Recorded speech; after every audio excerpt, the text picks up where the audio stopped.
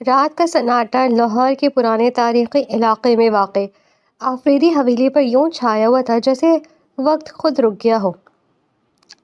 حویلی کے بڑے بڑے دروازے، سنگ مرمر کے فرش اور دیواروں پر لگی قیمتی پینٹنگز اس بات کی گواہی دے رہی تھی کہ یہ خاندان پاکستان کے امیر ترین گھرانوں میں شمار ہوتا ہے، لیکن دولت کی اس چمک دمک کے پیچھے ایک ایسا درد چھپا تھا جسے شاید ہی کوئی محسوس کر پاتا۔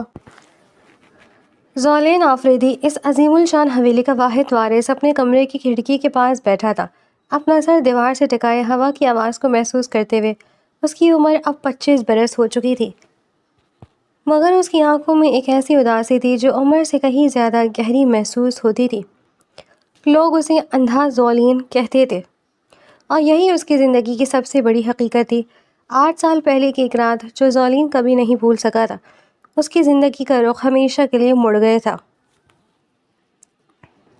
وہ 17 سال کا تھا جب وہ اپنے ماما اور بابا کے ساتھ ایک دل فریب تقریب سے واپس آیا تھا۔ گاڑی میں ہنسی مذاق کا ماحول تھا۔ اس کی ماما اس کے سر پر ہاتھ پھیر رہی تھیں اور کہہ رہی تھیں، زولین بیٹا، اگلے مہینے تمہاری سالگرہ ہے، کیا تحفہ چاہیے تمہیں؟ زولین نے مسکراتے ہوئے جواب دیا تھا، ماما مجھے اب سے آپ دونوں چاہیے، باقی کچھ نہیں۔ اس کے بابا نے قہقہ لگایا تھا، بیٹا تم بڑے ہو کر بھی ویسے کے ویسے ہی رہے، جذباتی۔ یہ آخری الفاظ تھے جو زولین نے اپنے بابا کی زبان سے سنے۔ اچانک تیز رفتار سے آتے ہوئے ایک ٹرک نے ان کی گاڑی کو ٹکر ماری۔ دھماکہ خیز آواز، شیشوں کے ٹوٹنے کی چیخ، اور پھر خاموشی، گہری، ڈرا دینے والی خاموشی۔ زولین کو ہوش آیا تو وہ ہسپتال کے بستر پر تھا۔ اس کے پورے جسم میں درد کی لہریں دوڑ رہی تھیں، مگر سب سے تکلیف دہ چیز یہ تھی کہ اسے کچھ نظر نہیں آ رہا تھا۔ ہر طرف اندھیرا ہی اندھیرا تھا، جیسے کسی نے اس کی دنیا سے روشنی کا آخری قطرہ بھی چھین لیا ہو۔ ڈاکٹر، میری آنکھوں کو کیا ہوا ہے؟ مجھے کچھ نظر کیوں نہیں آ رہا؟ اس نے گھبرا کر پوچھا۔ ڈاکٹر کی آواز میں ہمدردی اور بے بسی دونوں تھیں۔ بیٹا، حادثے کے دوران تمہارے سر پر شدید چوٹ آئی ہے، ہم نے تمام ٹیسٹ کر لیے، آنکھوں کے اعصاب کو نقصان پہنچا ہے، ہم کوشش کریں مگر ابھی کچھ کہنا مشکل ہے کہ بینائی واپس آئے گی بھی یا نہیں۔ میرے بابا کہاں ہیں؟ زولین نے کانپتی آواز سے پوچھا۔ کمرے میں خاموشی چھا گئی، کسی نے جواب نہیں دیا، اور اس خاموشی نے ہی زولین کو سب کچھ بتا دیا۔ اس دن سے زولین کی دنیا مکمل اندھیرے میں ڈوب گئی۔ نہ صرف اس کی آنکھوں کی روشنی گئی بلکہ اس کے دل کی روشنی بھی گئی۔ مہینوں گزر گئے، زولین نے خود کو اپنے کمرے میں بند کر لیا۔ اس کی دیکھ بھال کے لیے اس کے چچا اسحاق آفریدی نے سب ذمہ داری سنبھال لی، جو اس کے بابا کے چھوٹے بھائی تھے۔ زولین بیٹا، چچا اسحاق اکثر کہا کرتے، فکر مت کرو، جب تک میں ہوں تمہیں کسی چیز کی کمی نہیں ہونے دوں گا۔ یہ حویلی، یہ کاروبار، سب کچھ تمہارا ہے اور میں بس اس کی دیکھ بھال کر رہا ہوں جب تک تم صحت یاب نہیں ہو جاتے۔ زولین کو ان الفاظ میں کبھی کبھار عجیب سی کھنک محسوس ہوتی، مگر وہ خود کو سمجھاتا کہ یہ اس کی وہم ہے۔ شاید غم کی شدت نے اس کے ذہن کو منفی سوچوں کی طرف موڑ دیا ہے۔ سالوں بیت گئے، زولین بڑا ہو گیا۔ اس نے ریل کے ذریعے اپنی تعلیم مکمل کی۔ نجی اساتذہ کی مدد سے اس نے کاروبار کی باریکیاں سیکھیں، آواز سے، لمس سے اور اپنی یادداشت کی غیر معمولی طاقت سے۔ اندھے پن نے اس کی دوسری حسین حیرت انگیز حد تک تیز کر دی تھی۔ اندھے پن نے اس کی دوسری حصے حیرت انگیز طور پر تیز کر دی تھی۔ وہ آواز کے لہجے سے، قدموں کی چاپ سے اور ہوا میں موجود خوشبوؤں سے بھی بہت کچھ سمجھ لیتا تھا۔ اس کی سماعت اتنی تیز ہو چکی تھی کہ وہ دور سے آتی سرگوشیوں کو بھی پکڑ لیتا، اور شاید یہی وجہ تھی کہ گزشتہ کچھ عرصے سے اس کے دل میں ایک عجیب سا کھٹکا پیدا ہو گیا تھا۔ ایک رات جب زولین اپنے کمرے سے نکل کر برآمدے کی طرف اپنی چھڑی کے سہارے آہستہ آہستہ چل رہا تھا تو اسے دور سے چچا اسحاق کی آواز سنائی دی۔ وہ فون پر کسی سے بات کر رہے تھے اور ان کی آواز میں گرم جوشی اور نرمی بالکل نہیں تھی جو وہ زولین کے سامنے ظاہر کرتے تھے۔ آواز دھیمی تھی مگر خاموش رات میں زولین کے تیز کان تک پہنچی رہ گئی۔ ہاں، سب کچھ میرے قابو میں ہے، لڑکے کو کچھ خبر نہیں ہوتی، بس تھوڑا صبر کرو، جلدی کاغذات پر دستخط ہو جائیں گے۔ زولین کے قدم وہیں رک گئے، دل کی دھڑکن تیز ہو گئی۔ اس نے سانس روک کر مزید سننے کی کوشش کی، مگر چچا اسحاق کی آواز اور دھیمی ہو گئی، اور پھر ایک دروازہ بند ہونے کی آواز آئی۔ زولین اپنے کمرے میں واپس لوٹ آیا، مگر اس رات وہ سو نہ سکا۔ اس کے ذہن میں ایک ہی سوال گونج رہا تھا، کون سے کاغذات، کیسا قابو؟ کیا چچا کچھ ایسا کر رہے ہیں جو مجھ سے چھپایا جا رہا ہے؟ ایک دن حویلی کے مرکزی دفتر میں بیٹھے زولین نے اپنے ناقابل اعتماد مینیجر فاروق صاحب کو بلایا۔ فاروق صاحب وہ واحد شخص تھے جو حویلی میں زولین کے قریب ترین سمجھے جاتے تھے اور جن پر زولین کسی حد تک بھروسہ کرتا تھا۔ فاروق صاحب، زولین نے اپنی دھیمی آواز میں کہا، مجھے ایک محافظ چاہیے، ایک ایسا شخص جو میری حفاظت کر سکے اور جس پر میں بھروسہ بھی کر سکوں۔ فاروق صاحب حیران ہوئے، مگر سر آپ کے پاس تو پہلے سیکیورٹی گارڈز موجود ہیں، حویلی کی حفاظت کے لیے پورا عملہ ہے، وہ کافی نہیں۔ زولین نے سنجیدگی سے کہا، مجھے ایک ایسے شخص کی ضرورت ہے جو ہر وقت میرے ساتھ رہے، میرا سایہ بن کر، جو صرف حفاظت نہ کرے بلکہ ذہین بھی ہو، ہوشیار بھی اور قابل اعتماد بھی۔ فاروق صاحب نے کچھ سوچتے ہوئے پوچھا، سر کیا یہ کسی خاص خدشے کی وجہ سے ہے؟ کیا کوئی بات ہے جو مجھے بتانا چاہیں؟ زولین کچھ دیر خاموش رہا، اس کا دل چاہا کہ وہ سب کچھ فاروق صاحب کو بتا دے۔ وہ رات، وہ فون کال، وہ سرگوشیاں، مگر اسے یاد آئے کہ وہ ابھی تک یقین سے کچھ نہیں کہہ سکتا۔ صرف شک کی بنیاد پر کسی پر الزام لگانا خطرناک ہو سکتا تھا، خاص طور پر جب وہ خود ایک ایسے فرد پر شک کر رہا تھا جو حویلی کے ہر کونے پر اثر رکھتا تھا۔ بس فاروق صاحب، اس نے آہستہ سے کہا، میں چاہتا ہوں کہ کوئی میرے قریب ہو ہر وقت، جو میری آنکھیں بن سکے اور جو ضرورت پڑنے پر میری مدد بھی کر سکے کچھ تحقیقات میں۔ تحقیقات؟ فاروق صاحب کی آواز میں تشویش نمایاں ہوئی۔ ابھی کے لیے صرف اتنا سمجھے کہ مجھے کسی قابل اعتماد شخص کی ضرورت ہے۔ ابھی کے لیے صرف اتنا سمجھے کہ مجھے کسی قابل اعتماد شخص کی ضرورت ہے۔ زولی نے بات ٹال دی، کل سے سلیکشن کا عمل شروع کریں، شہر کے بہترین سیکیورٹی اداروں سے رابطہ کریں۔ اگلے دن سے حویلی میں ایک نیا سلسلہ شروع ہوا۔ درجنوں امیدوار مرد اور عورتیں، جسمانی تربیت یافتہ، مارشل آرٹس کے ماہر، سابقہ فوجی اور پولیس اہلکار، سب زولین آفریدی کے ذاتی محافظ کی اسامی کے لیے حویلی پہنچنے لگے۔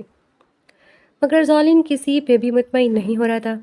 ایک ہفتے میں اس نے 15 سے زیادہ امیدواروں کا انٹرویو لیا اور ہر بار وہی مایوسی ہاتھ آئی۔ یہ شخص طاقتور ضرور ہے مگر اس کی آواز میں لالچ کی جھلک ہے، اس نے فاروق صاحب سے کہا جب ایک سابقہ فوجی امیدوار انٹرویو دے کر گیا۔ یہ عورت اچھی تربیت یافتہ ہے مگر اس کے الفاظ سے صاف ظاہر ہوتا ہے کہ وہ صرف تنخواہ کی وجہ سے یہاں ہے، اس میں وفاداری کی کمی محسوس ہوتی ہے۔ اگلے دن اس نے یہ رائے دی۔ فاروق صاحب کچھ حیران ہونے لگے تھے، سر آپ کیسے اتنے یقین سے کہہ دیتے ہیں کہ کس میں کیا کمی ہے؟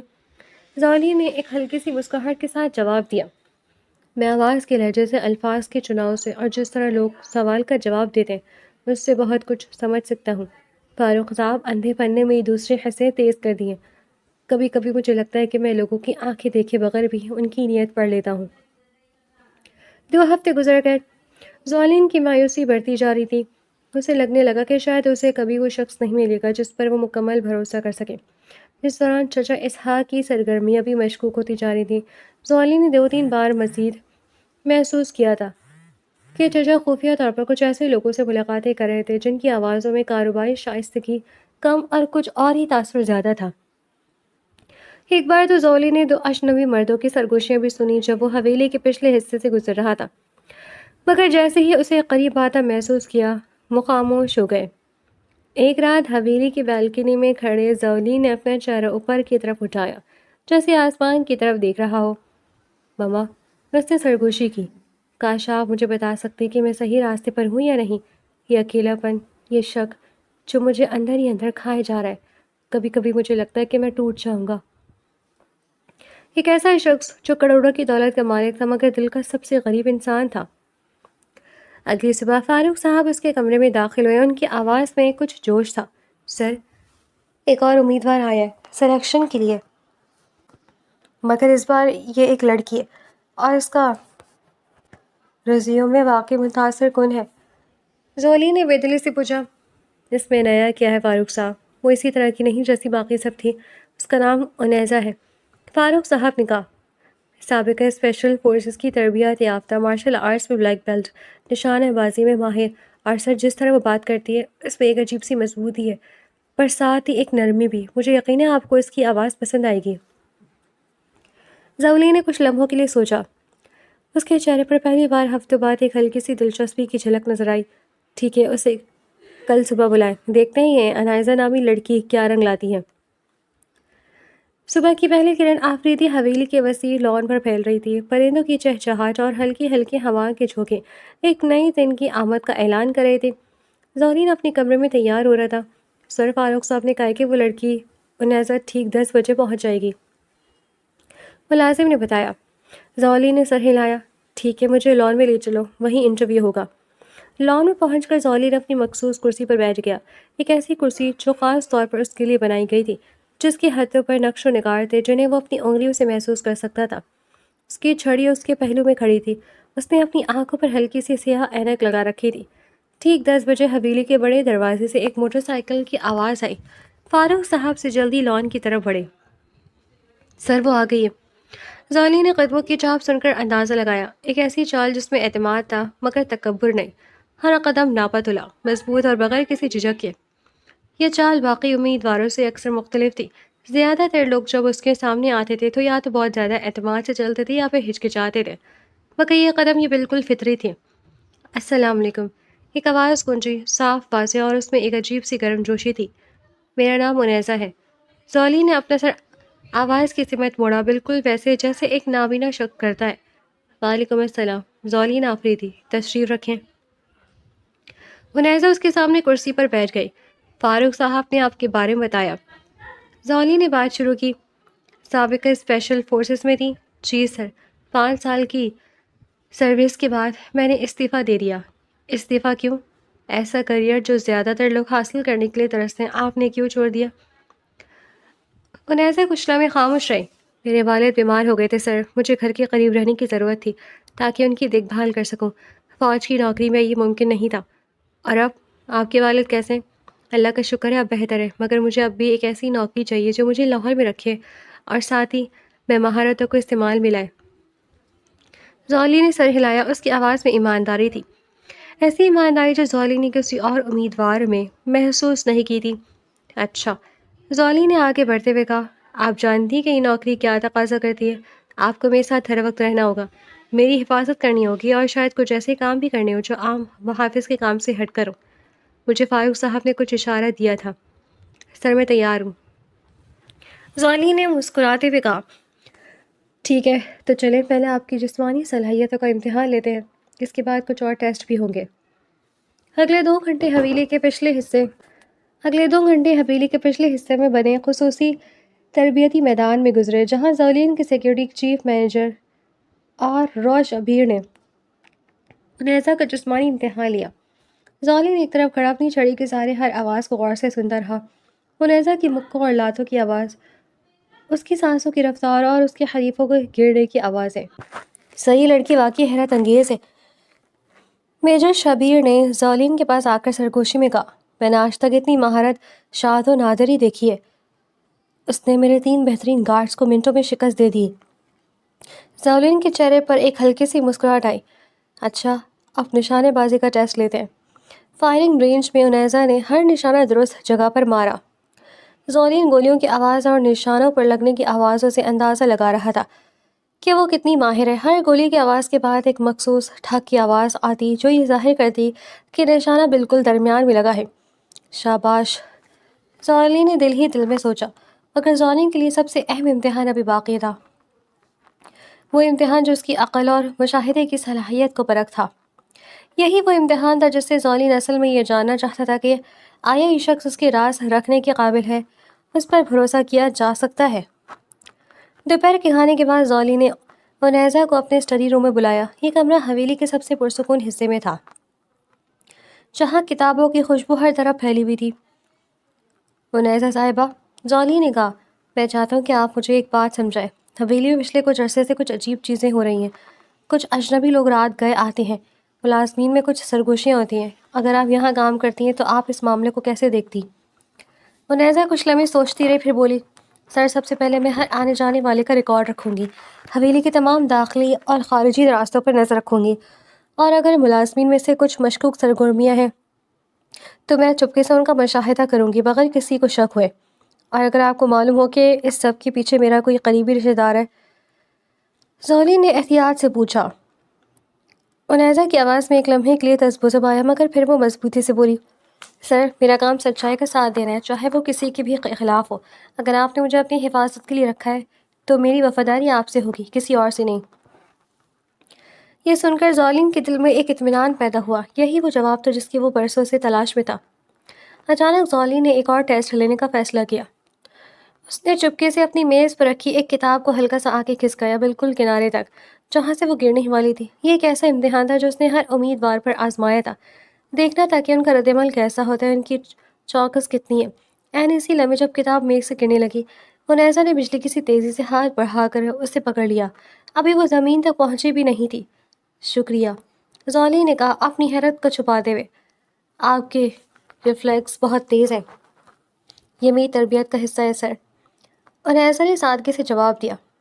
زالین کے ذہن میں ایک اور خیال آیا۔ اس نے ارادتاً اپنی چھڑی کو تھوڑا سا اپنی نشست سے دور کر دیا، جیسے وہ نادانستہ طور پر گر گئی ہو، حالانکہ اس نے یہ خود کیا تھا۔ ایک اور امتحان کے طور پر وہ دیکھنا چاہتا تھا کہ انیسا کیسا رد عمل دیتی ہے، مگر جو کچھ اسے زالین کو حیران کر دیا، انیسا نے چھڑی کی طرف ہاتھ نہیں بڑھایا۔ اس کے بجائے اس نے آہستہ سے کہا، سر آپ کی چھڑی آپ کے پہلو سے ذرا دور ہے، کیا میں اسے آپ کے قریب رکھ دوں؟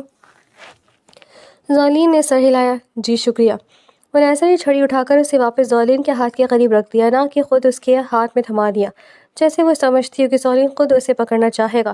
یہ ایک چھوٹی سی بات تھی، مگر زالین نے محسوس کیا کہ انیسا میں ایک ایسی حساسیت ہے جو بہت کم لوگوں میں ہوتی ہے۔ وہ اسے مکمل طور پر بے بس تصور نہیں کر رہی تھی، بلکہ اس کی عزت نفس کا خیال رکھ رہی تھی۔ آپ نے کبھی کسی نابینا شخص کے ساتھ کام کیا ہے؟ زالین نے پوچھا۔ جی سر، میری خالہ بھی نابینا تھی، میں بچپن میں ان کے ساتھ بہت وقت گزارتی تھی۔ مجھے معلوم ہے کہ ایسے لوگوں کو ہر چیز میں مدد کی ضرورت نہیں ہوتی، بس کبھی کبھار تھوڑی سی رہنمائی کافی ہوتی ہے، باقی وہ خود بہت کچھ کر سکتے ہیں اور انہیں یہ موقع ملنا چاہیے۔ زالین کے دل میں کچھ ہلچل سی مچی۔ برسوں بعد پہلی بار کسی نے اسے ایک بے بس شخص کی طرح نہیں بلکہ ایک باصلاحیت انسان کی طرح دیکھا تھا۔ یہ احساس عجیب اور خوشگوار تھا۔ انٹرویو کا سلسلہ شام تک جاری رہا۔ زالین نے انیسا سے مختلف حالات کے بارے میں سوالات کیے۔ اگر حویلی پر حملہ ہو تو کیا کرے گی؟ اگر اسے کسی مشکوک شخص پر شک ہو تو کیسے آگے بڑھے گی؟ اور اگر اسے کوئی ایسی بات معلوم ہو جو خاندان کے کسی فرد کے خلاف ہو تو کیا فیصلہ کرے گی؟ ہر سوال کا جواب انیسا نے سوچ سمجھ کر ایمانداری سے اور بغیر کسی جھجک کے دیا تھا۔ زالین کو یقین ہوتا جا رہا تھا کہ یہ وہی شخص ہے جس کی اسے تلاش تھی۔ شام ڈھلے جب انٹرویو ختم ہوا، فاروق صاحب نے زالین سے پوچھا، سر آپ کا کیا خیال ہے؟ زالین کچھ دیر خاموش رہا، پھر مسکراتے ہوئے بولا، فاروق صاحب مجھے لگتا ہے ہمیں ہماری محافظ مل گئی ہے۔ فاروق صاحب کے چہرے پر خوشی کے آثار نمایاں ہوئے۔ بہت اچھا سر، میں ابھی انیسا صاحبہ کو مطالعہ کرتا ہوں۔ انیسا کی حویلی میں پہلی صبح، سورج کی کرنیں ابھی افق پر نمودار ہو رہی تھی جب اس نے اپنی نئی ذمہ داری کا آغاز کیا۔ وہ صبح 5 بجے اٹھ چکی تھی، اپنی پرانی عادت کے مطابق، اور حویلی کے باغ میں چہل قدمی کرتے ہوئے ارد گرد کے ماحول کا جائزہ لے رہی تھی۔ اسے اپنے کام سے پہلے حویلی کے ہر گلی، ہر کونا اور ہر ممکنہ قطرہ سمجھنا ضروری تھا۔ صبح بخیر، ایک آواز نے اسے چونکا دیا۔ انیسا نے مڑ کر دیکھا، زالین اپنی چھڑی کے سہارے اپنے مخصوص ملازم کے ساتھ باغ کی طرف آ رہا تھا۔ آج وہ ہلکے نیلے رنگ کے کپڑوں میں تھا، اس کے بال ہلکے سے بکھرے ہوئے تھے، جیسے ابھی سو کر اٹھا ہو۔ صبح بخیر سر، انیسا نے جواب دیا۔ آپ اتنی صبح؟ میں نے سوچا تھا کہ آپ دیر سے اٹھتے ہوں گے۔ زالین کے چہرے پر ہلکی سی مسکراہٹ آئی۔ مجھے صبح کی ہوا پسند ہے، اور جب سے میری آنکھوں نے دیکھنا چھوڑا، مجھے صبح کی پرندوں کی آوازیں، ہوا کی خوشبو اور سورج کی گرمی زیادہ محسوس ہوتی ہے۔ شاید یہی وہ چیزیں ہیں جو مجھے یاد دلاتی ہیں کہ زندگی ابھی خوبصورت ہے۔ اس نے پہلی بار کسی نابینا شخص کو اتنی مثبت انداز میں اپنی حالت کے بارے میں بات کرتے سنا تھا۔ زیادہ تر لوگ یا تو مایوسی کا شکار ہوتے ہیں یا اپنی حالت پر ترس کھاتے ہیں۔ اگر آپ کو کوئی اعتراض نہ ہو تو کیا میں آپ کو باغ کا معائنہ کروانا چاہتی ہوں؟ مطلب میں جاننا چاہتی ہوں کہ آپ کو یہاں کی جگہوں کے بارے میں کتنا علم ہے، تاکہ حفاظتی نقطہ نظر سے میں بہتر منصوبہ بندی کر سکوں۔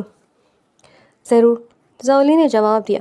اگلے گھنٹے میں دونوں باغ میں گھومتے رہے۔ زالین نے حیرت انگیز طور پر ہر جگہ کا صحیح اندازہ لگایا۔ کہاں فوارہ ہے، کہاں گلاب کی کیاری ہے، کہاں پرانا برگد کا درخت ہے۔ وہ اپنی چھڑی کی مدد سے راستہ ٹٹولتا، مگر اس کی حرکت اتنی روانی سی تھی کہ انیسا کو حیرت ہونے لگی۔ سر معاف کیجیے گا اگر یہ سوال نامناسب ہو، انیسا نے ہمت کر کے پوچھا، مگر آپ اتنے یقین سے کیسے چلتے ہیں؟ مطلب آپ کو ہر چیز کی جگہ کیسے یاد ہے؟ زالین نے ایک لمحے کے لیے توقف کیا۔ میں اس حویلی میں پیدا ہوا انیسا صاحبہ، بچپن سے یہاں کھیلا ہوں۔ جب میری آنکھیں گئیں تو میرا ذہن، میری یادداشت ہر چیز کی جگہ کو نقشے کی طرح محفوظ کر چکی تھی، اور پھر وقت کے ساتھ میں نے سیکھ لیا کہ ہر آواز، ہر ہوا کا رخ، ہر خوشبو مجھے بتاتی ہے کہ میں کہاں ہوں۔ انیسا نے سر ہلایا۔ اسے یہ جواب معقول لگا، مگر ایک ایسی بات تھی جو اسے حیران کر رہی تھی۔ جب وہ چلتے چلتے کسی چھوٹی سی رکاوٹ کے قریب پہنچتے جیسے راستے میں پڑا ایک پتھر یا درخت کی جڑ، تو زولین اس سے ذرا پہلے ہی اپنا قدم بدل لیتا، جیسے اسے پہلے سے معلوم ہو۔ یہ بات عنیزہ کے ذہن کے کسی کونے میں محفوظ ہو گئی، مگر ابھی اس نے اس پر زیادہ غور نہیں کیا۔ دوپہر کو فاروق صاحب نے عنیزہ کو بتایا کہ آج شام چچا اسحاق آفریدی حویلی آنے والے ہیں اور وہ نئی محافظ سے ملنا چاہتے ہیں۔ جب شام کو چچا اسحاق حویلی پہنچے تو ان کی گاڑی کی آواز سنتے ہی زولین کا پورا جسم تن گیا۔ وہ لان میں بیٹھا تھا اور عنیزہ اس کے قریب کھڑی تھی، اپنی نئی ڈیوٹی کے مطابق چوکس۔ اسحاق ایک درمیانی عمر کا شخص قیمتی لباس میں ملبوس تیز تیز قدموں سے لان میں داخل ہوا۔ اس کے چہرے پر ایک مصنوعی مسکراہٹ تھی۔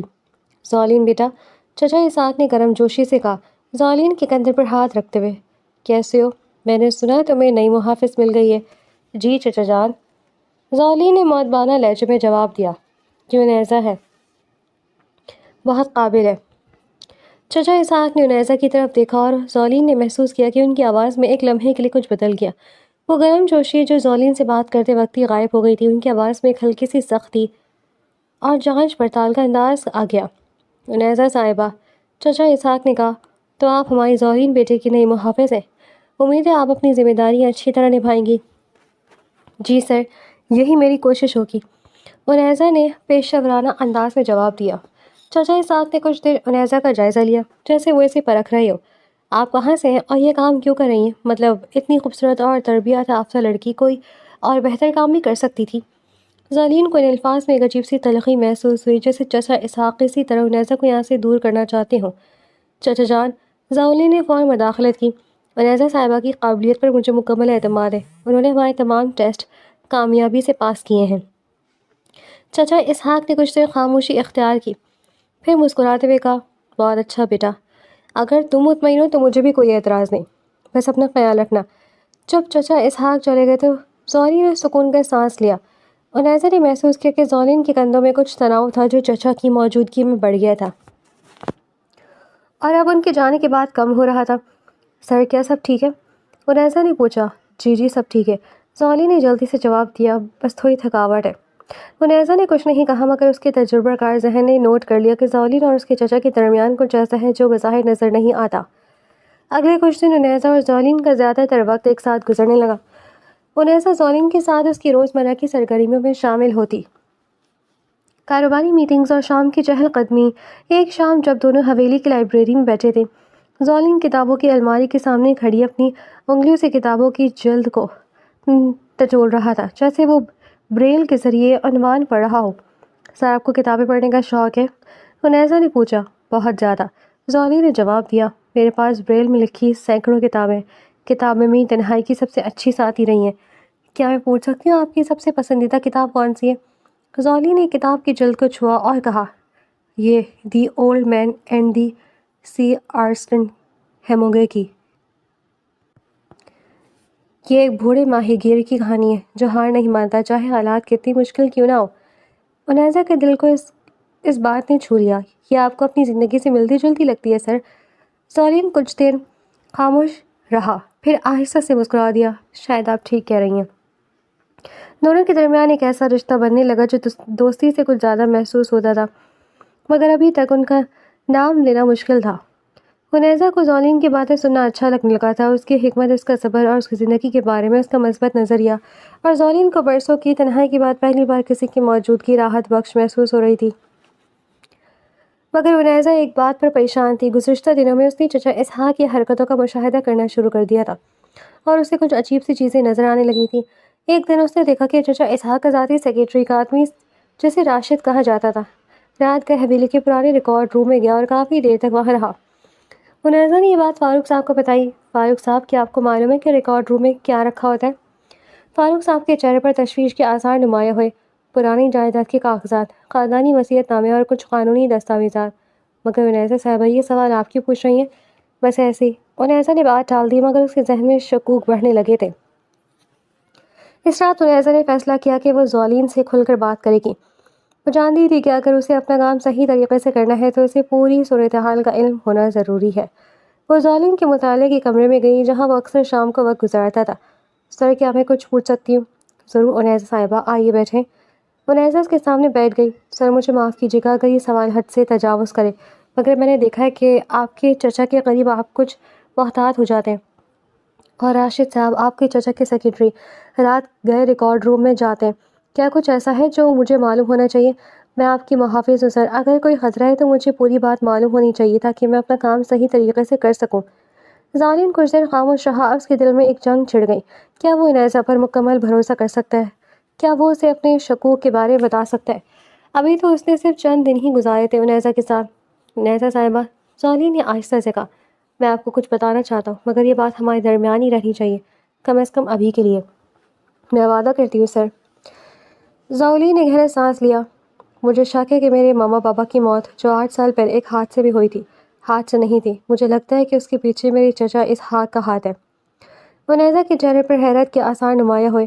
سر یہ تو بہت سنگین الزام ہے، کیا آپ کے پاس کوئی ثبوت ہے؟ ابھی تک صرف شکوک ہے، زولی نے کہا۔ میں نے کچھ عرصے پہلے چچا کو فون پر بات کرتے سنا تھا، جس میں انہوں نے کہا تھا کہ جلد ہی کاغذات پر میرے دستخط ہو جائیں گے، اور یہ کہ لڑکے کو کچھ خبر نہیں ہوتی، اور جب سے میں نے یہ سنا ہے میں انہیں شک کی نظر سے دیکھتا ہوں۔ منیزہ نے سر ہلایا۔ سر یہ اچھا ہوا کہ آپ نے مجھے بتایا۔ اب میں سمجھ سکتی ہوں کہ راشد صاحب کا ریکارڈ روم میں جانا کیوں مشکوک لگ رہا ہے۔ شاید وہ کچھ ایسے کاغذات تلاش کریں یا تیار کریں جو آپ کے خلاف استعمال ہو سکیں۔ یہی مجھے بھی لگتا ہے، زولی نے کہا، مگر مجھے ثبوت چاہیے انیسہ صاحبہ، مضبوط، ناقابل تردید ثبوت۔ صرف شک کی بنیاد پر میں اپنے چچا پر الزام نہیں لگا سکتا۔ انیسہ کے چہرے پر ایک پرعزم تاثر اتر آیا۔ سر، میں آپ کی مدد کروں گی، میں یہ راز رکھوں گی اور میں آپ کے ساتھ مل کر ثبوت تلاش کروں گی۔ یہی میرا کام ہے، آپ کی حفاظت کرنا، اور یہ صرف جسمانی حفاظت نہیں بلکہ آپ کے حقوق کی حفاظت بھی ہے۔ زولین کے دل میں شکر گزاری کا ایک سمندر امڑ آیا۔ شکریہ انیسہ صاحبہ، آپ نہیں جانتی کہ سننا میرے لیے کتنا اہم ہے۔ برسوں سے میں اکیلا یہ بوجھ اٹھا رہا تھا۔ سر آپ اکیلے نہیں ہیں، اب میں بھی آپ کے ساتھ ہوں۔ اگلے دن سے انیسہ اور زولی نے مکمل چچا اسحاق کی سرگرمیوں پر نظر رکھنی شروع کر دی۔ انیسہ نے احتیاط سے حویلی کے مختلف کونوں میں چھوٹے کیمرے نصب کرنے کی تجویز دی جو کسی کو شک نہ ہو۔ سر ہمیں محتاط رہنا ہوگا، انیسہ نے کہا۔ اگر آپ کے چچا کو معلوم ہو گیا کہ ہم ان پر نظر رکھ رہے ہیں تو وہ اور محتاط ہو جائیں گے اور ثبوت مٹانے میں دیر نہیں لگائیں گے۔ آپ ٹھیک کہتی ہیں، زولی نے کہا، ہمیں ہر قدم بہت احتیاط سے اٹھانا ہوگا۔ دنوں کے ساتھ ساتھ زولین اور انیسہ کی مشترکہ کوششوں نے ان دونوں کو ایک دوسرے کے قریب کر دیا۔ راتوں کو دیر تک وہ لائبریری میں بیٹھ کر منصوبے بناتے، ثبوت جمع کرنے کے طریقے سوچتے، اور اس دوران انجانے میں ایک دوسرے کی زندگیوں کا حصہ بننے گئے۔ ایک شام جب بارش ہو رہی تھی اور دونوں لائبریری کی کھڑکی کے قریب بیٹھے تھے، انیسہ نے زولین سے پوچھا، سر آپ کبھی اپنی ماما بابا کو یاد کر کے اداس ہو جاتے ہیں؟ زولین کا چہرہ کچھ اداس ہو گیا۔ ہر روز انیسہ صاحبہ، ہر روز میں انہیں یاد کرتا ہوں، خاص طور پر رات کو جب حویلی خاموش ہو جاتی ہے تو مجھے ان کی آوازیں یاد آتی ہیں، میری ماما کا ہنسنا، میرے بابا کا مجھے نصیحت کرنا۔ انیسہ کے دل میں ہمدردی کی ایک لہر دوڑ گئی۔ اس نے آہستہ سے اپنا ہاتھ زولین کے ہاتھ پر رکھ دیا۔ سر میں سمجھ سکتی ہوں یہ درد، میری امی بھی کئی سال پہلے انتقال کر گئی تھی۔ وہ خلا کبھی نہیں بھرتا، مگر وقت کے ساتھ ہم اسے سنبھالنا سیکھ جاتے ہیں۔ زولین کا دل زور سے دھڑکنے لگا۔ اس نے آہستہ سے اپنی سیاہ عینک کے پیچھے سے انیسہ کے چہرے کو دیکھا۔ اس کی آنکھوں میں چھلکتی ہمدردی، اس کے چہرے پر پھیلی نرمی۔ یہ منظر زولین کے دل میں ہمیشہ کے لیے نقش ہو گیا۔ شکریہ انیسہ صاحبہ، اس نے آہستہ سے کہا، آپ کی موجودگی یہ میرے لیے بہت معنی رکھتی ہے۔ انیسہ نے مسکراتے ہوئے اپنا ہاتھ واپس کھینچ لیا، تھوڑی سی شرمندگی کے ساتھ۔ یہ تو میرا فرض ہے سر۔ اس رات زولین اپنے بستر پر لیٹا چھت کو گھورتے ہوئے انیسہ کے بارے میں سوچتا رہا۔ کیا یہ محبت ہے جو میں محسوس کر رہا ہوں؟ اس نے خود سے پوچھا، اور اگر ہے تو کیا میں اسے اپنے راز کے ساتھ نبھا سکتا ہوں؟ کیا وہ کبھی مجھے معاف کرے گی اگر اسے پتہ چلا کہ میں نے اسے سب کو برسوں دھوکہ دیا؟ اگلی صبح انیسہ اپنے کمرے میں بیٹھی رات بھر کی سوچوں کے بعد ایک منصوبے کے ساتھ اٹھی۔ اس سے معلوم تھا کہ اگر وہ زولین کی مدد کرنا چاہتی ہے تو اسے پیشہ ورانہ رہنا ہوگا، جذبات کو ایک طرف رکھ کر تحقیقات پر توجہ دینی ہوگی۔ ناشتے کے دوران انیسہ نے زولین کو اپنا منصوبہ بتایا۔ سر میں نے رات بھر سوچا، ہمیں سب سے پہلے یہ جاننا ہوگا کہ راشد صاحب ریکارڈ روم میں کیا کر رہے ہیں۔ اگر وہ واقعی کچھ چھپا رہے ہیں یا کاغذات میں رد و بدل کر رہے ہیں تو ہمیں اس کا ثبوت چاہیے۔ آپ کیا تجویز کرتی ہیں؟ زولی نے پوچھا۔ اپنی چائے کا کپ ہاتھ میں پکڑے ہوئے۔ مجھے لگتا ہے ہمیں ریکارڈ روم میں ایک خفیہ کیمرہ نصب کرنا چاہیے، مگر یہ کام بہت احتیاط سے کرنا ہوگا کیونکہ اگر کسی کو شک ہو گیا تو سارا منصوبہ ناکام ہو جائے گا۔ زولی نے سر ہلایا۔ ٹھیک ہے، مگر ہمیں ایک بہانہ چاہیے ہوگا وہاں جانے کا۔ میرے پاس ایک خیال ہے، ونیزا نے مسکراتے ہوئے کہا۔ آپ کہہ سکتے ہیں کہ آپ کو اپنے بابا کی کچھ پرانی تصاویر یا یادگاری چیزیں چاہیے جو ریکارڈ روم میں رکھی ہیں۔ یہ ایک فطری بہانہ ہوگا اور کوئی بھی اس پر شک نہیں کرے گا۔ شاندار خیال ہے، زولی نے کہا۔ اس کی آواز میں تعریف کا عنصر نمایاں تھا۔ اسی دن دوپہر کو زولی نے فاروق صاحب سے ریکارڈ روم کی چابی مانگی۔ فاروق صاحب، مجھے اپنے بابا کی کچھ پرانی تصاویر چاہیے، کیا آپ ریکارڈ روم کھلوا سکتے ہیں؟ فاروق صاحب نے تھوڑی حیرت سے پوچھا۔ سر اچانک کیا کوئی خاص وجہ؟ زولی نے مسکراتے ہوئے جواب دیا۔ بس آج مجھے اپنے بابا کی بہت یاد آ رہی ہے، سوچا کچھ پرانی یادیں تازہ کر لوں۔ فاروق صاحب نے سر ہلایا اور ریکارڈ روم کی چابی لانے چلے گئے۔ چند منٹ بعد زولین اور انیسہ ریکارڈ روم کے اندر تھے جبکہ فاروق صاحب باہر انتظار کر رہے تھے۔ یہ کمرہ حویلی کے پرانے حصے میں تھا جہاں دیواروں سے پرانی لکڑی کی خوشبو آتی تھی۔ بڑی بڑی الماریوں میں فائلوں کے ڈھیر لگے ہوئے تھے اور کمرے کے کونے میں ایک بڑی سی تجوری بھی رکھی تھی۔ انیسہ نے فوراً کام شروع کر دیا۔ اس نے اپنے بیگ سے ایک چھوٹا سا کیمرہ نکالا جو دیکھنے میں بالکل ایک عام کتاب کی کور جیسا لگتا تھا۔ اس نے تیزی سے اسے ایک الماری کے اوپر ایک ایسی جگہ پہ رکھا جہاں سے پورا کمرہ نظر آتا تھا مگر کسی کو شک نہ ہو گیا۔ انیسہ نے سرگوشی میں کہا، اب یہ کیمرہ ہر اس شخص کو ریکارڈ کرے گا جو یہاں آئے گا۔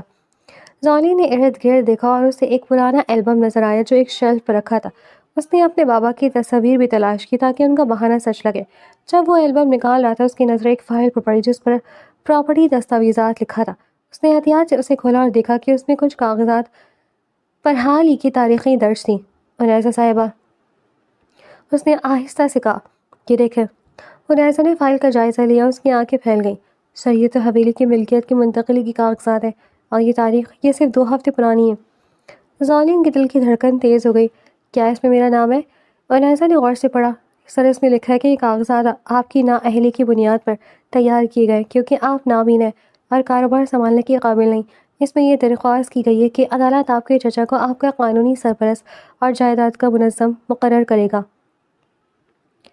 زولین کے ہاتھ کانپنے لگے۔ یعنی وہ عدالت میں جانے کی تیاری کر رہے ہیں مجھے نااہل ثابت کرنے کے لیے؟ ایسا لگتا ہے سر، انیسہ نے سنجیدگی سے کہا، مگر یہ صرف ابتدائی کاغذات ہیں، ہمیں مزید ثبوت چاہیے، خاص طور پر ایسے جو یہ ثابت کریں کہ آپ کے ماما بابا کا حادثہ نہیں تھا۔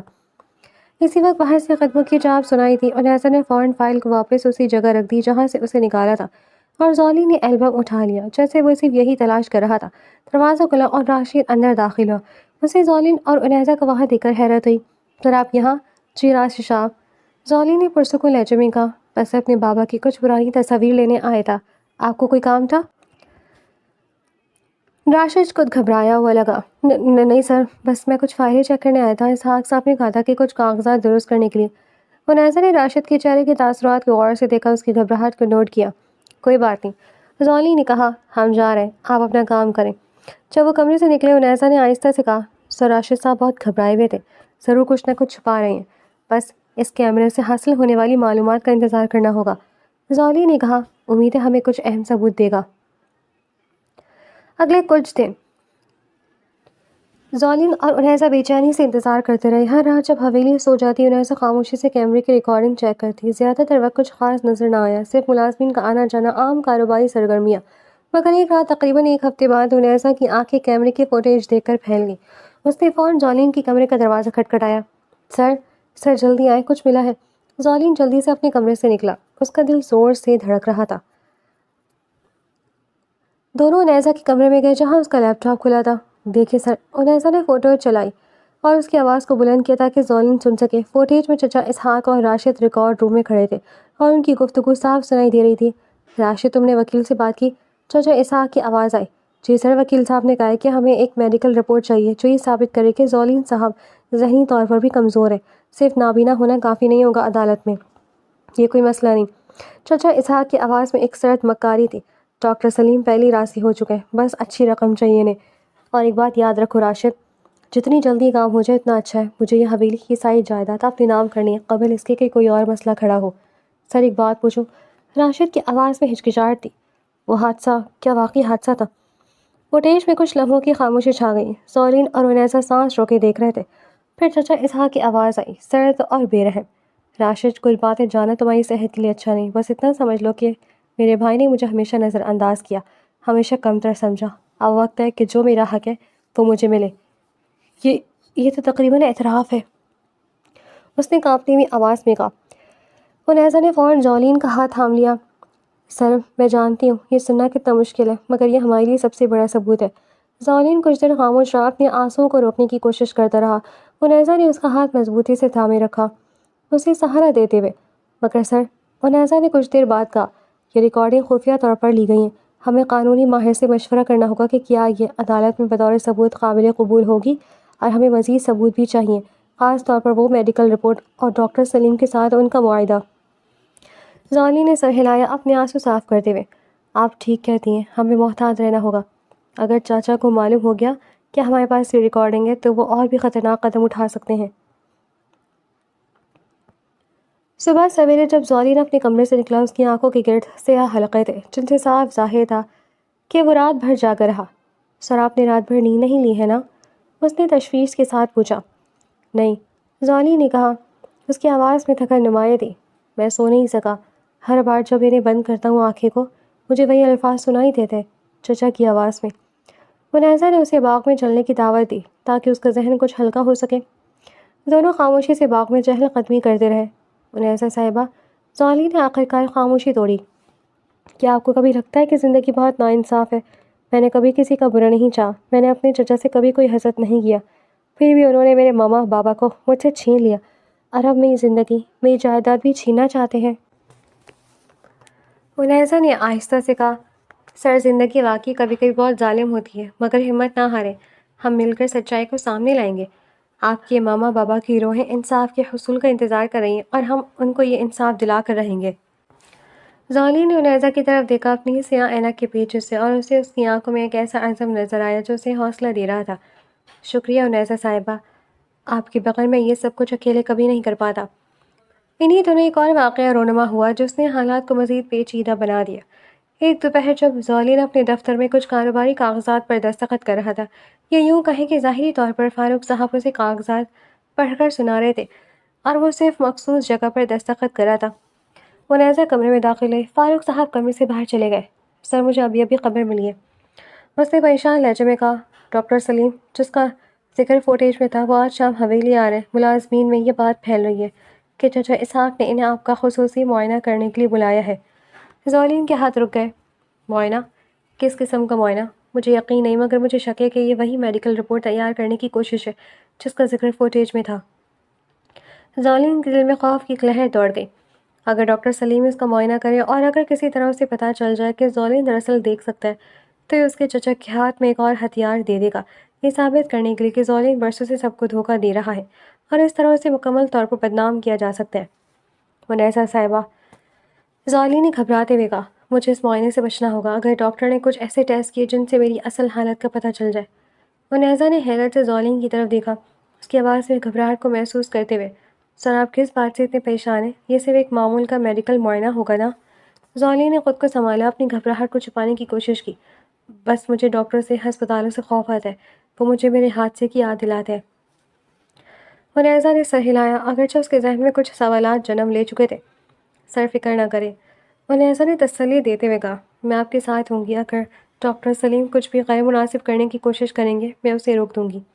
مگر زولین جانتا تھا کہ یہ اتنا آسان نہیں ہوگا، اسے کوئی راستہ نکالنا ہوگا، کوئی ایسی چال چلنی ہوگی جو اس کے راز کو محفوظ رکھے، جبکہ اس کے چچا کے منصوبے کو بھی ناکام بنائے۔ شام کے وقت جب ڈاکٹر سلیم حویلی پہنچے، زولین نے ایک خطرناک مگر ضروری فیصلہ کیا۔ اس نے فاروق صاحب کو بلایا اور آہستہ سے کہا، فاروق صاحب، مجھے آپ سے ایک احسان چاہیے۔ کیا آپ ڈاکٹر سلیم سے کہہ سکتے ہیں کہ آج میری طبیعت کچھ ناساز ہے، اور معائنہ کل کے لیے مؤخر کر دیں؟ اس دوران مجھے کچھ سوچنے کا وقت مل جائے گا۔ فاروق صاحب نے حیرانی سے پوچھا، سر، مگر چچا صاحب نے خاص طور پر آج آپ کا وقت طے کیا تھا۔ مجھے معلوم ہے، زولین نے کہا، مگر مجھے واقعی آج طبیعت ٹھیک محسوس نہیں ہو رہی۔ یہ میرے لیے کریں پلیز۔ فاروق صاحب نے ہچکچاتے ہوئے سر ہلایا اور ڈاکٹر سلیم سے بات کرنے چلے گئے۔ کچھ دیر بعد وہ واپس آئے۔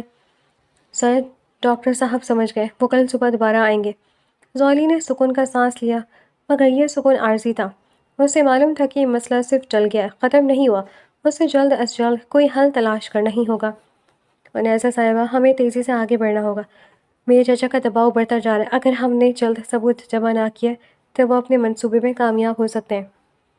میں سمجھ سکتی ہوں سر۔ انیسہ نے کہا، میں نے آج ایک وکیل سے رابطہ کیا ہے، وہ خفیہ طور پر ہماری مدد کرنے کو تیار ہے۔ انہوں نے کہا کہ اگر ہمارے پاس ڈاکٹر سلیمہ اور آپ کے چچا کے درمیان مالی لین دین کا کوئی ثبوت مل جائے تو یہ ہمارے کیس کو بہت مضبوط بنا دے گا۔ مالی لین دین کا ثبوت؟ زولی نے پوچھا۔ جی سر، اگر ہم یہ ثابت کر سکیں کہ چچا اسحاق نے ڈاکٹر سلیم کو رشوت دی ہے جھوٹی رپورٹ بنانے کے لیے، تو یہ نہ صرف ان کے پورے منصوبے کو بے نقاب کرے گا بلکہ یہ عدالت میں ان کی نیت پر بھی سوال اٹھائے گا۔ زولی نے سر ہلایا، اس کے ذہن میں امید کی ایک کرن جاگی۔ تو ہمیں بینک لین دین کا ریکارڈ چاہیے۔ جی سر، مگر یہ کام آسان نہیں ہوگا۔ اگلے چند دن حویلی میں ایک عجیب سی کشیدگی چھائی رہی۔ زولین اور انیسہ نے وکیل کی مدد سے بینک لین دین کا سراغ لگانے کی کوششوں کر دی تھی، مگر یہ کام جتنا خطرناک تھا اتنا ہی مشکل بھی ثابت ہو رہا تھا۔ انیسہ کی نظریں اب زولین پر پہلے سے زیادہ گہری ہو گئی تھی۔ وہ ایک تربیت یافتہ محافظ تھی اور اس کی مہارت صرف جسمانی طاقت میں نہیں بلکہ باریک بینی سے مشاہدہ کرنے میں بھی تھی۔ گزشتہ کچھ ہفتوں میں اس نے کئی ایسے چھوٹی چھوٹی باتیں نوٹ کی تھیں جو اسے پریشان کر رہی تھیں۔ ایک شام جب وہ دونوں لائبریری میں بیٹھے تھے، انیسہ نے دیکھا کہ زولی نے کئی کتاب کی جلد کو ہاتھ میں لیے اس کی کور پر چھپی تصویر کو بغیر بریل کے ٹچ کیے غور سے دیکھ رہا تھا۔ یہ ایک ایسی حرکت تھی جو کسی نابینا شخص کی نہیں لگتی تھی۔ سر، انیسہ نے آہستہ سے پوچھا، یہ کتاب کیسی ہے؟ زولی نے فوراً کتاب کو نیچے رکھ دیا، مگر ذرا دیر ہو چکی تھی۔ بس ٹھیک ہے، نہیں ہے، مجھے ابھی پڑھنی شروع کرنی ہے۔ انیسہ نے کچھ نہیں کہا، مگر اس کے ذہن میں شکوک کی ایک نئی لڑی بننے لگی۔ اگلے دن انیسہ نے فیصلہ کیا کہ وہ اپنے شکوک کی تصدیق کرے گی، مگر بہت احتیاط سے۔ اس نے ایک چھوٹا سا امتحان سوچا۔ دوپہر کو جب زولی اپنے مطالعہ کے کمرے میں بیٹھا تھا، انیسہ نے جان بوجھ کر ایک نئی پینٹنگ کمرے میں لا کر دیوار پر لگا دی جو پہلے وہاں نہیں تھی۔ یہ ایک خوبصورت منظر تھا، بہار اور جھیل کا، رنگین اور دلکش۔ پھر اس نے آہستہ سے کہا، سر، میں نے سوچا کہ اس کمرے میں کچھ تازگی لے آؤں، فاروق صاحب سے کہہ کر یہ پینٹنگ لگوائی ہے۔ زولین جو اپنی کتاب میں مصروف تھا بغیر سوچے بولا، یہ تو بہت خوبصورت ہے، پہاڑوں کا منظر کتنا… اچانک وہ رک گیا، اسے احساس ہوا کہ اس نے کیا کہہ دیا ہے۔ انیسہ کی آنکھیں پھیل گئی اور کمرے میں ایک لمبی بھاری خاموشی چھا گئی۔ زولی نے محسوس کیا کہ اس کا راز جیسے اس نے 8 سال تک اتنی احتیاط سے اتنی مہارت سے چھپائے رکھا تھا، آخر کار بے نقاب ہو گیا۔ سر، انیسہ کی آواز میں حیرت اور کچھ اور بھی تھا جسے زولین پہچان نہ سکا، شاید دکھ، شاید غصہ۔ زولین کا دل زور سے دھڑکنے لگا۔ انیسہ صاحبہ، اس نے آہستہ سے کہنا شروع کیا، مگر الفاظ اس کے حلق میں ہی اٹک گئے۔ انیسہ کھڑی ہو گئی، اس کا چہرہ سرخ ہو رہا تھا۔ سر، آپ دیکھ سکتے ہیں، آپ نے مجھ سے سب سے اتنا بڑا جھوٹ بولا، وہ بھی اتنے عرصے سے۔ زولی نے اپنی سیاہ اینک اتاری اور پہلی بار انیسہ نے اس کی آنکھوں کو دیکھا، گہری، خوبصورت، مگر ان میں شرمندگی اور خوف کی جھلک تھی۔ انیسہ صاحبہ، میں سمجھ سکتا ہوں، زولی نے کانپتی آواز میں کہا، پہلے میری بات سنیں پلیز۔ انیسہ کے چہرے پر غصے اور دکھ کا ملا جلا تاثر تھا۔ کتنے عرصے سے سر؟ آپ اتنے عرصے سے سب کو دھوکہ دے رہے ہیں، اپنے ملازمین کو، فاروق صاحب کو، مجھے۔ 6.5 سال سے۔ زولی نے آہستہ سے اعتراف کیا، میری بینائی حادثے کے 1.5 سال بعد واپس آ گئی تھی، مگر اسی رات جب میری بینائی واپس آئی میں نے چچا اسحاق کو فون پر یہ کہتے سنا کہ لڑکا ابھی تک اندھا ہے، اسے کچھ پتہ نہیں چلتا۔ اسی لمحے مجھے احساس ہوا کہ میرا اندھا پن ہی میری سب سے بڑی طاقت بن سکتا ہے۔ اگر انہیں معلوم ہوتا رہتا کہ میں دیکھ سکتا ہوں تو وہ کبھی اتنے کھل کر اپنی حرکتیں نہ کرتے، میں ان کی نگرانی نہ کر پاتا۔ وہ ایسا کچھ دیر خاموش رہی، مگر مجھے کیوں نہیں بتایا؟ اس نے پوچھا۔ اس کی آواز میں دکھ نمایاں تھا۔ میں نے آپ پر بھروسہ کیا سر، میں نے اپنی جان کی پرواہ کیے بغیر آپ کی مدد کی، اور آپ نے مجھ سے یہ بھی راز چھپایا۔ مجھے ڈر تھا، زولی نے سچائی سے کہا۔ مجھے ڈر تھا کہ اگر آپ کو پتہ چلا کہ میں نے اتنے عرصے تک اتنے لوگوں کو دھوکہ دیا تو آپ مجھے چھوڑ دیں گی، آپ سوچیں گی کہ میں کتنا مکار انسان ہوں، اور مجھے آپ کی رائے کی، آپ کے احترام کی بہت پرواہ تھی۔ انیسہ کی آنکھوں میں آنسو آ گئے۔ سر، آپ نہیں سمجھتے، مسئلہ یہ نہیں کہ آپ دیکھ سکتے ہیں، مسئلہ یہ کہ آپ نے مجھ پر مکمل بھروسہ نہیں کیا۔ میں نے آپ کو اپنا سب کچھ بتایا، اپنی امی کے موت کے بارے میں، اپنے خاندان کے بارے میں، اور آپ نے صرف اپنے چچا کے بارے میں شک بتایا، مگر اپنی سب سے بڑی حقیقت چھپا لی۔ زولین کے دل میں شرمندگی کا احساس گہرا ہوتا گیا۔ آپ ٹھیک کہتی ہیں، میں غلط تھا، مجھے آپ کو پہلے دن ہی بتانا چاہیے تھا جب آپ نے کہا تھا کہ آپ کی وفاداری صرف مجھ سے ہوگی۔ اس وقت مجھے احساس ہو گیا تھا کہ آپ قابل اعتماد ہیں، مگر پھر بھی میں نے راز چھپائے رکھے، کیونکہ برسوں کی عادت نے مجھے ہر ایک سے راز چھپانا سکھا دیا تھا، یہاں تک کہ ان لوگوں سے بھی جو میرے قریب ترین تھے۔ حنیزہ نے کچھ دیر سوچا، پھر آہستہ سے کرسی پر بیٹھ گئی، اپنی آنسو صاف کرتے ہوئے۔ سر، مجھے وقت چاہیے اسے سمجھنے کے لیے، یہ بہت بڑی بات ہے۔ میں سمجھتا ہوں، زولی نے آہستہ سے کہا، اور اگر آپ چاہیں تو آپ یہ نوکری چھوڑ سکتی ہیں۔ میں سمجھ سکتا ہوں اگر اب آپ مجھ پر بھروسہ نہ کر سکیں۔ حنیزہ نے زولین کی طرف دیکھا، اس کی آنکھوں میں غصے کے ساتھ ساتھ کچھ نرمی بھی تھی۔ سر، میں نے یہ کام صرف تنخواہ کے لیے شروع نہیں کیا تھا، اور اب میں اسے صرف ایک دھوکے کی وجہ سے ادھورا نہیں چھوڑوں گی۔ آپ کے چچا نے آپ کے ماما بابا کو مارا، اور اب وہ آپ کو بھی نقصان پہنچانا چاہتے ہیں۔ میں آپ کو اکیلا نہیں چھوڑ سکتی، مگر اس نے توقف کیا۔ مجھے آپ سے مکمل ایمانداری چاہیے، آپ سے کوئی اور راز نہیں۔ وعدہ کرتا ہوں، زولی نے دل کی گہرائیوں سے کہا۔ آپ سے کوئی راز نہیں حنیزہ صاحبہ۔ اگلے دنوں میں ان کے درمیان ایک عجیب سی خاموش رہی، مگر آہستہ آہستہ جیسے جیسے وہ ایک ساتھ چچا اسحاق کے خلاف تحقیقات میں مصروف رہے، ان کے درمیان کی برف پگھلنے لگی۔ ایک شام دونوں باغ میں بیٹھے تھے۔ حنیزہ نے آہستہ سے پوچھا، سر اب جب آپ دیکھ سکتے ہیں تو مجھے بتائیں آپ کو میں کیسی نظر آتی ہوں؟ زولی نے مسکراہٹ کے ساتھ اس کی طرف دیکھا۔ آپ بہت خوبصورت ہیں حنیزہ صاحبہ، مگر آپ کی سب سے خوبصورت چیز آپ کی آنکھیں نہیں، آپ کا دل ہے۔ آپ کی ایمانداری، آپ کی بہادری، آپ کا صبر، یہ سب کچھ میں نے آپ کی آواز سے، آپ کے الفاظ سے پہلے ہی محسوس کر لیا تھا، اس سے پہلے کہ آپ کو مجھ پر بھروسہ ہو۔ سر، آپ بھی بہت خاص انسان ہیں، اتنی مشکلات کے باوجود آپ نے اپنی امید نہیں کھوئی، اپنا حوصلہ نہیں کھویا۔ اس شام دونوں کے درمیان جو رشتہ تھا وہ مزید مضبوط ہو گیا۔ اسی دوران وکیل کے ذریعے تحقیقات جاری رہیں۔ ایک ہفتے بعد وکیل نے اہم خبر دی، زولین صاحب، ہمیں بینک ریکارڈ سے ثبوت مل گیا۔ آپ کے چچا نے پچھلے مہینے ڈاکٹر سلیم کو ایک بڑی رقم منتقل کیا، اور ان کے موبائل فون کے پیغامات میں جو ہمیں ایک ذریعے سے ملے، صاف طور پر جھوٹی میڈیکل رپورٹ کی بات چیت موجود ہے۔ اور حادثے کے بارے میں؟ زولی نے بے چینی سے پوچھا۔ وہ کچھ زیادہ مشکل ہے سر، وکیل نے کہا، مگر ہمیں ایک اور اہم ثبوت ملا ہے۔ ٹرک ڈرائیور جس نے آپ کے ماما بابا کی گاڑی کو ٹکر ماری تھی، وہ اب بھی زندہ ہے اور جیل میں سزا کاٹ رہا ہے۔ ہم نے اس سے رابطہ کیا اور اس نے انکشاف کیا کہ اسے حادثے سے پہلے ایک بڑی رقم دی گئی تھی تاکہ وہ حادثاتی طور پر آپ کی گاڑی کو ٹکر مارے۔ زولین کا سانس رک گیا۔ کس نے دی تھی یہ رقم؟ ڈرائیور کہاں ہے کہ وہ گواہی دینے کو تیار ہے؟ اگر اسے تحفظ فراہم کیا جائے۔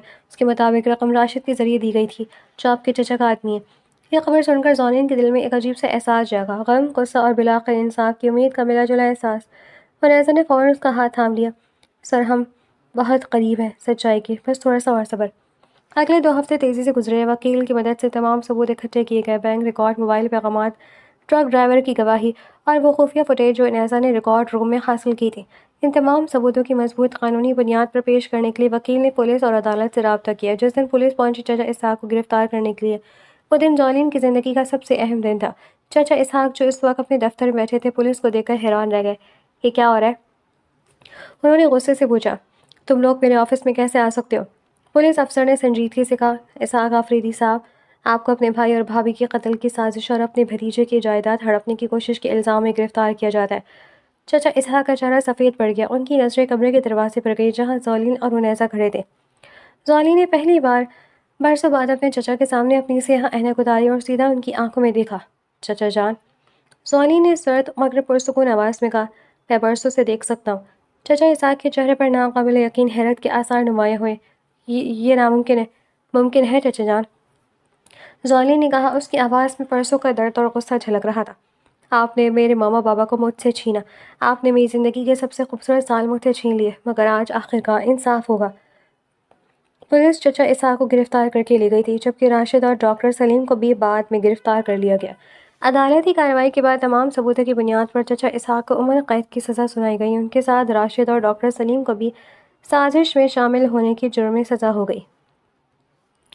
زولی نے آہستہ سے حنیزہ کا ہاتھ تھاما۔ حنیزہ، ان 8 مہینوں میں تم نے نہ صرف میری حفاظت کی بلکہ میرے دل کو بھی ٹھیک کر کیا، جو برسوں سے ٹوٹا ہوا تھا۔ میں جانتا ہوں کہ میں نے تم سے جھوٹ بولا اور مجھے اس کا افسوس ہمیشہ رہے گا، مگر میں تم سے پوچھنا چاہتا ہوں، کیا تم مجھے معاف کر سکتی ہو؟ اور کیا تم میری زندگی کا باقی حصہ میرے ساتھ گزارنا چاہو گی؟ حنیزہ کی آنکھوں میں آنسو آ گئے، مگر یہ خوشی کے آنسو تھے۔ زولین، میں نے تمہیں کب کا معاف کر دیا تھا، اور ہاں، میں تمہاری زندگی کا باقی حصہ تمہارے ساتھ گزارنا چاہتی ہوں۔